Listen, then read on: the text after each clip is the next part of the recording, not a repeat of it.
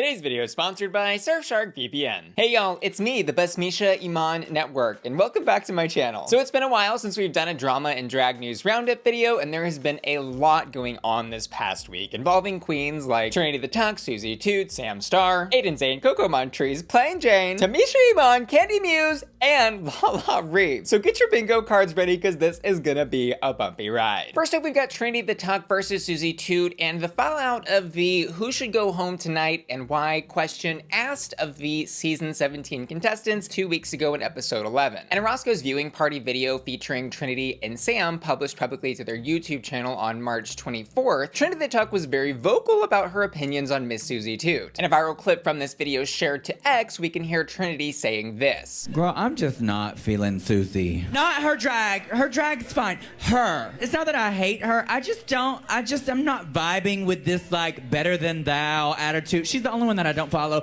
But I don't get that. I'm like, girl, I won a lot of pageants before I went on Drag Race, and I never made my competitors feel the way she makes her competitors feel. I think that's so gross and immature. Because if you are that girl, you do not have to say you are that girl. Thank you. And personally, when I saw this clip going around, it immediately read to me as Trinity the Tuck just poking the bear and stoking the flames of controversy to get a reaction from the fan base. And on a more serious level, I think she is attempting to play devil's advocate here with the fan base's support for Suzie Toot in the face of her overconfidence and delusion for every episode, where it seems like she thinks she did better than everyone else every single week. And I mean, Suzie literally just did this with this past week's monologue challenge, where she sat in Untucked fully believing that she was the best of the week when she obviously wasn't. And to Suzie's credit, the other girls do definitely perceive her as a threat, so a lot of that confidence, I think, is warranted. When RuPaul asked the girls the question, who wants to go home and why, 4 other girls named her name. And not because they thought she was the worst of the week, but because they all thought she was their biggest competition. And Sam Star in this same Roscoe's viewing party touches on this topic, acknowledging that she named Suzie's name on the stage that night because she wanted the judges to perceive her, Sam, to be as funny as they thought Suzie was. My answer on the stage was a lot longer of why I said Suzie Toot, and I explained to Ru, I just think that y'all think she's too funny. So I don't like that. It's not personal, but I want to be funny like her, so her, okay? And Sam interestingly also expresses some regret for naming Suzie as the girl who should go home, because she feels that with 4 out of the 7 of the girls saying Suzie's name that night, they essentially validated her spot in the competition and affirmed to the judges that she was as big a threat as they perceived her to be. Regarding Suzie's thoughts on this specific topic though, she hasn't said much. There was one tweet on March 22nd she wrote, which read, "God, the messy things I yearn to tweet, and still I choose peace. ...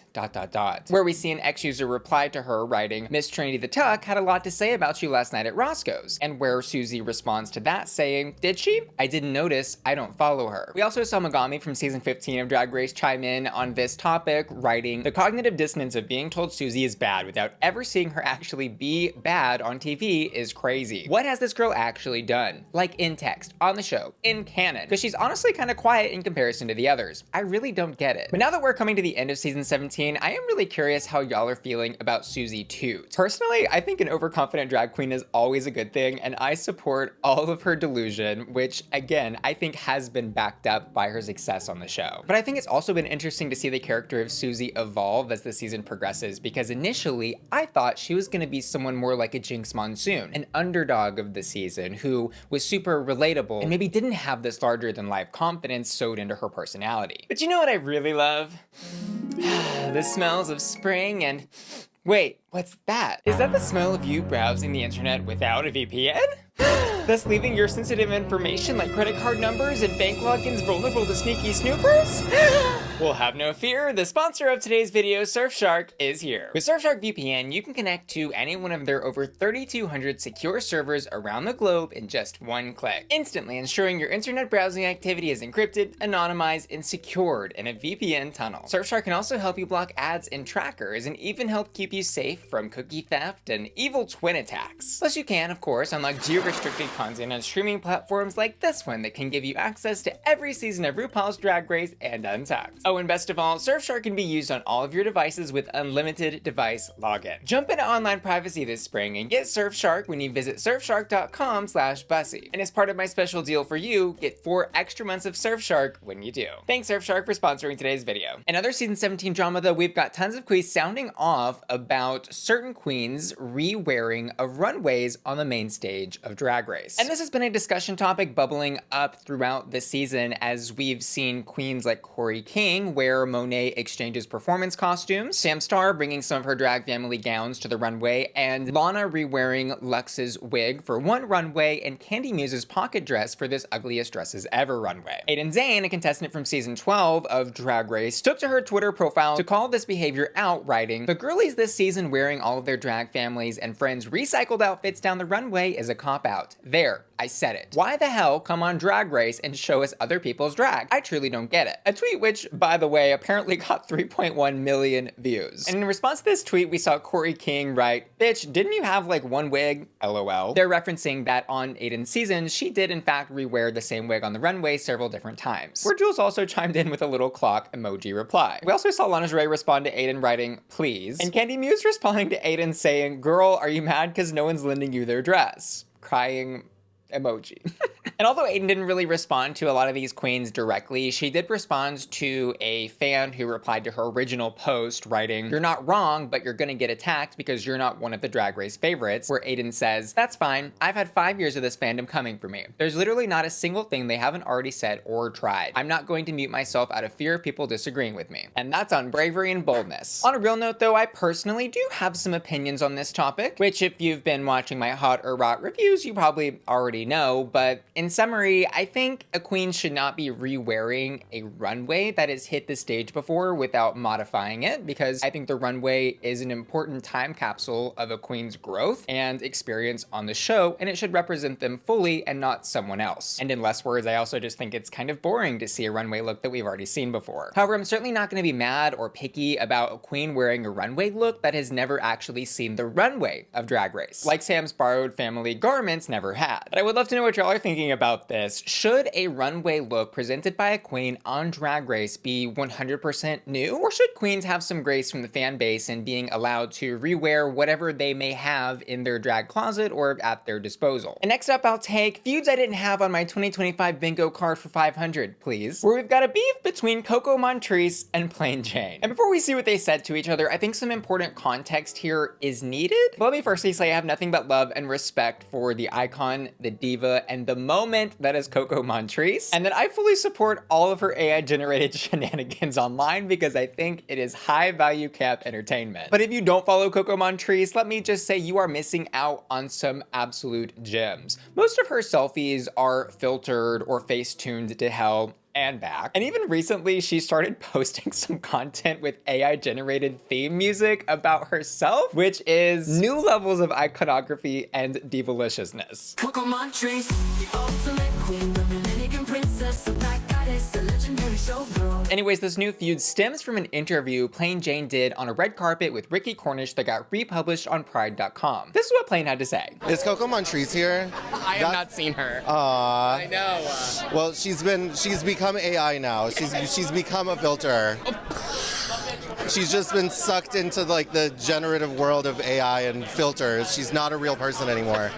I don't think anyone's seen the real Coco. Coco, where are you? But Coco Montrese was apparently not in on the joke and took to Instagram stories to articulate her response, where she wrote, "Wait, what? These chicks trying to pick a fight with a legend, and in the words of Mariah Carey, I don't know her." Where she also included a comment from a fan that read, "Let's see if her career spans the length that Coco's has and continues to do so. Not only has Coco been on that show, she is a national title holder who gets booked continuously worldwide." In a follow-up story post from Coco, there are some screenshots of Plain's profile where she is seemingly highlighting the red carpet look Plain did of the social media influencer with all the plastic surgery, where she wrote, "But meanwhile, who's not a real person, bitch, I'm at my vacation home, I got time today, and then wrote, it's 4 different pictures, 4 different people, is she a Republican? And then where Coco finally wrote with a screenshot of Plane's profile, circling the follow back button, but she definitely knows me. Didn't even watch your season, babe. Speaking of people you don't know or never met, it's kind of weird. We also saw Jade Jolie chime in on this feud on X, where she replied to the Pride.com tweet, writing, the fact my sister Coco Montrese is bothering no one and randomly is disrespected by the plain Jane is not sitting well with me today. Girl, STFU with these desperate attacks for relevancy. Don't let your ego fool you're close to achieving half of her success, with the middle finger emoji. And where we see Plain reply, why are you constantly triggered by me? I've never met you or spoken about you. As queens that run in the same circles, we can joke about one another and throw shade without meaning disrespect. Maybe you've forgotten that considering you're irrelevant as the dirt beneath my shoes. Now stop tagging me and your psychoses. Or Jade then says, it's more disappointed that you receive support for both behavior. I don't know you, but I also couldn't muster a single F about your thoughts on me. I'll be that and continue to speak up when I see my friends attacked by a delusional bully. Dumbass B. And where Coco also chimed in, it's just weird when people speak on people they don't personally know. I always want to know what's the mental makeup of that kind of person. It's like, why do you care? It's the whole, I was just joking, or oh, it was lighthearted. Well, I'm not joking, bitch. Thank you, Jade, for speaking up for me, but no need to defend me. My career defend itself. Where Coco then continued her rant saying it's not fun and shade. If you don't personally know someone or never met them, it's rude, and ended this paragraph writing, luckily for her, I'm at one of my many homes in Mexico. And in the fallout of this beef, Jade eventually deleted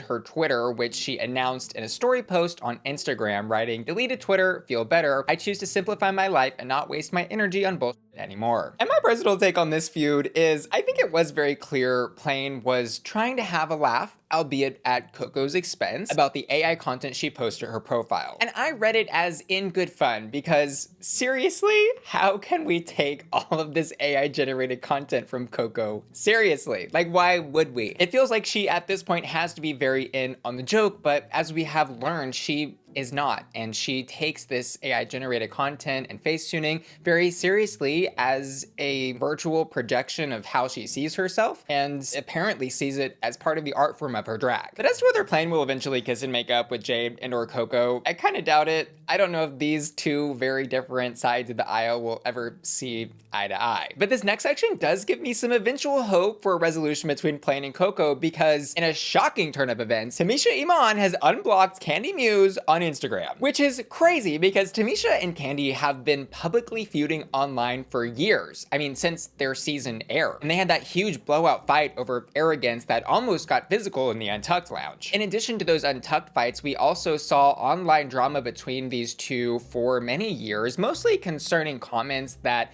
Elliot with 2 T's had allegedly made about Simone and Gottmik, where we saw Kandy siding with Simone and Gottmik, and Tamisha siding with Elliot with 2 T's. Mistress Isabelle Brooks, though, was apparently the one who facilitated this reunification of Kandy and Tamisha, which was announced by Tamisha on her Instagram profile with a photo where in the caption she wrote, "The Kandy Muse had my niece, Mistress, to FaceTime me to unblock her, so I did. Much respect. Sometimes all it takes is a conversation, S13. And in other surprising news, 2025 is also ushering in the return of the Tamisha Iman Network, which, if you are unaware, was an entity created by Tamisha Iman to facilitate radio broadcasting, community events, and more, that she launched right after the airing of season 13, which even included the rollout of iOS and Roku apps to access the network. It was though seemingly abandoned right after the launch, as Tamisha faced drama with her castmates and also had a fallout with her fans who were reporting online that they weren't receiving the merch they ordered from her website. But in a recent announcement to the Tamisha Iman Network YouTube channel, we see a video featuring what I believe to be is an AI spokesperson for the network, who has this to say. Welcome to TIN Broadcasting, the official production company of the Tamisha Iman Network. This is not just a network, it's a movement. We are bringing you new, fresh, and exciting content featuring the stars you love and new faces you're about to fall in love with. Tamisha will always be grateful to World of Wonder Productions and RuPaul for giving her the chance to showcase her talent to the world on a national platform. And I personally found that video intriguing enough to visit the new Tamisha Iman Network.org website that has been launched to to get more information. We're on this website, we see a copy reading, "At the Tamisha Iman Network Corporation, we are dedicated to empowering marginalized communities by providing wellness services and promoting emotional well-being through artistic endeavors. Join us on our mission to create a sense of community and holistic growth. We aim to equip our members with the tools they need to thrive, fostering both personal and professional development in a supportive environment." And there are also places on the website where we can contact the Tamisha Iman Network to get more information about the wellness programs, artistic workshops, and community events that are being apparently hosted somewhere in Atlanta and or Las Vegas, Nevada. In all seriousness,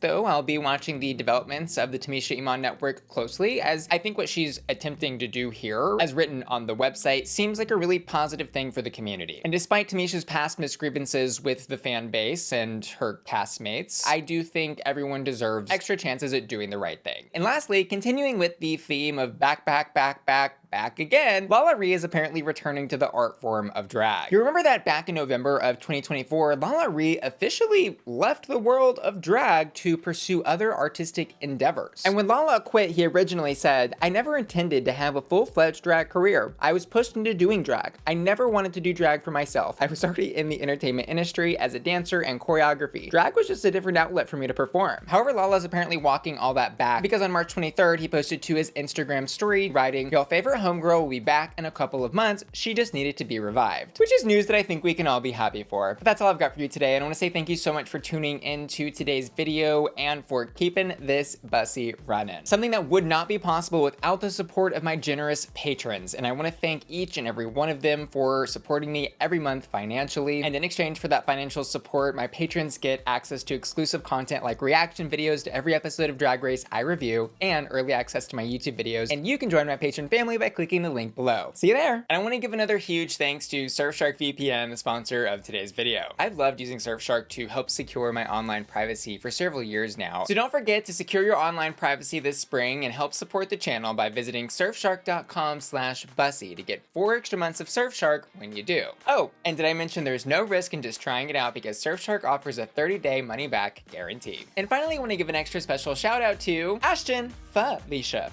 Matthew Burns, Mikal Meets, Music and Makeup Records, and Will and Tanner, who are all supporting me at my Bussy Queen Collectors here at patreon.com. See you later. Love ya. Bye.